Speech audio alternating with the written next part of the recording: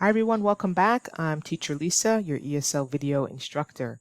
So today we're going to talk about phrasal verbs. Oh, phrasal verbs. They can be very difficult to understand. Well, I'm going to first give you a definition of what they are.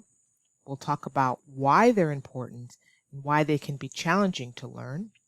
I'll give you some examples and also give you some tips on the best way to learn phrasal verbs. All right, so let's go. Hopefully everybody is having a good day. So put very simply, a phrasal verb is a combination of a verb and a preposition, or sometimes a verb and an adverb.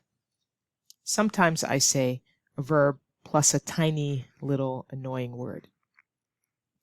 And that verb plus that tiny word together, they create a meaning that's different from the individual words. Creates a new meaning that's different from the individual words themselves. Let me give you an example. The verb to look. It means to see, to look at something, to see something. But the phrasal verb look up, right? To look up, look plus up, means to search for information or to visit someone. I'm going to look up Aunt Susie. Now, you look at the verb look, to see, has nothing to do with the meaning of up, because I'm going to look up some facts about birds. We're not seeing the birds. It has nothing to do with viewing the birds. It means to research. So that's what we mean. A phrasal verb creates a new meaning, a different meaning than the individual verb itself. So here are some key points about phrasal verbs. Please, please, please know that phrasal verbs are very common in spoken English. Not so much in written English. You see them more in spoken English. Everyday American spoken English. We use phrasal verbs a lot. So please try to learn common phrasal verbs. I'll give you some examples today. And know that their meaning can be quite different from the literal meaning of the individual words, the individual verb. I gave you the example just now of look. Sometimes we can separate the phrasal verbs. Sometimes we have to keep them together. I won't go into that, but just know sometimes the verb can be separated from that tiny little word, and the object can go in the middle. Okay? Or it can go at the end if we are not separating it. But I won't go into that too much. I'll make a separate video on that. So phrasal verbs can sometimes be tricky for learners of English, but they are an important part of the language. So if you're trying to improve your English fluency, then you definitely must spend a lot of time learning phrasal verbs. What is the best way to learn them? We'll talk about that in a second. Let me give you some examples. So I have an example here today. I'd like to talk about the verb die. Die. I know, sorry, it has sort of a negative feeling. We don't like to talk about death. But in phrasal verbs, we're not talking about death, literally. So, die, okay? Oh, my friend died 10 years ago. So taking the verb literally, that's what it means, to no longer be alive. However, we have these phrasal verbs. We're going to take die and add different little words. We're going to change all the little words. So you notice after I give you the examples, if you use the wrong little word, and that's what's challenging about phrasal verbs, if you use the wrong little word with that verb, because we can keep changing that little word to create a new meaning. If you use the wrong one, you can give the listener the wrong meaning. So let's look at examples with die. We can say die away, die back, die down, die for, die off, die out. Oh boy, each of them has a different meaning. They are challenging for some language learners more than others because some languages don't have phrasal verbs. They don't exist. For example, if you're a native French speaker, the French language does not have phrasal verbs. I learned French when I was in junior high and high school. I'm not fluent because I didn't continue with it, but we don't have phrasal verbs. And so it's a new concept for many students. What in the world? We take a verb and another little word to create a new meaning? What in the world are we doing? So that's why they're challenging. Let's talk about the meaning. Die away. So to die away means to become quieter or inaudible, where you can't hear it clearly, inaudible. So for example, if a motorcycle just drove past you, it's going really fast, it's really loud. But as it gets further and further away, what happens to the sound? The sound will die away. It will become quieter to the point where you don't even hear the motorcycle anymore. We can also, so let me give you an example, because we can also use it this way. Here's an example. The last notes died away and the audience burst into applause. So maybe you're at a concert and there's a band and they finish playing. Those last notes will what? Die away. It'll get quieter and quieter as the instrument's quiet as the song is ending. So you can use it that way, right? As another example. Let's go to die back, die back. So it's when the parts of a plant above ground dies, but the roots are still there underneath the soil or the ground. So what happens next year? They sprout again, they grow again.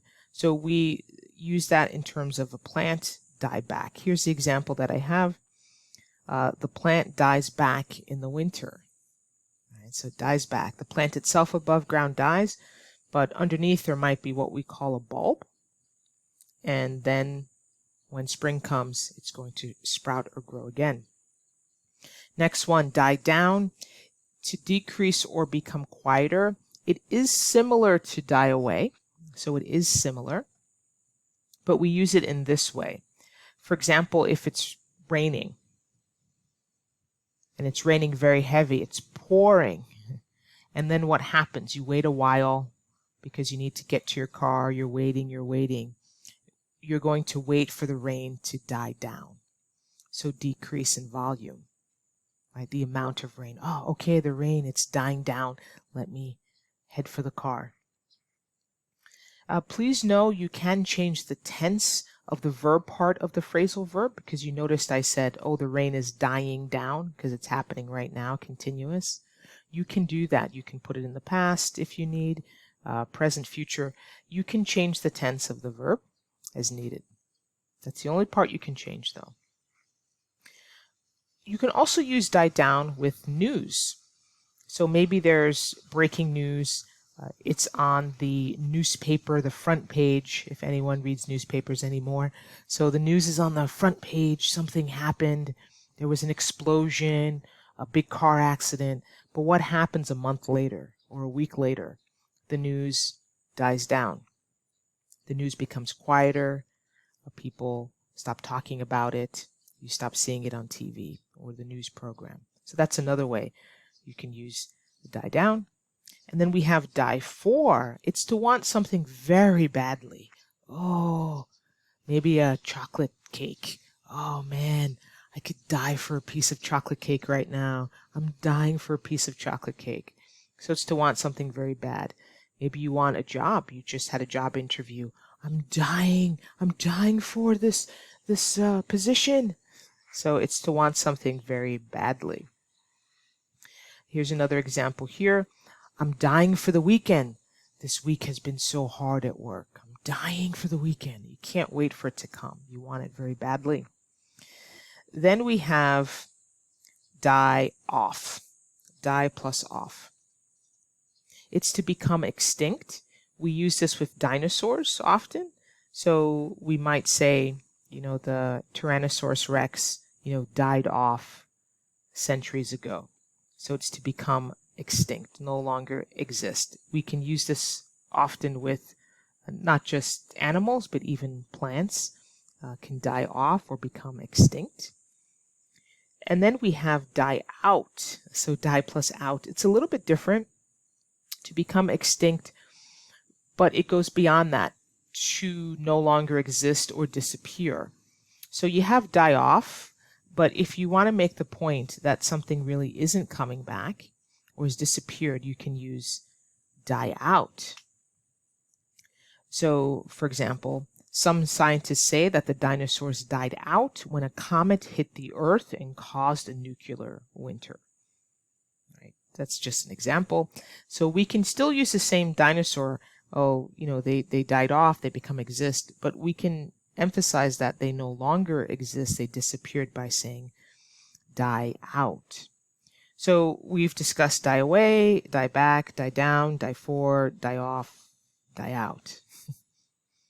That's just one verb, changing that particle, changing that small little word, the adverb or the preposition, to create a new meaning. Definitely learn them. Let's talk about the best way to learn them, because you might be thinking, should I just memorize phrasal verbs? No. Of course, when you learn language, there's always some memorization involved. Of course, you have to remember what you've learned. But I wouldn't start making flashcards of phrasal verbs. I'm going to test myself. What does die down mean? Die back mean? The best way is through use, listening to it, hearing it in everyday conversation.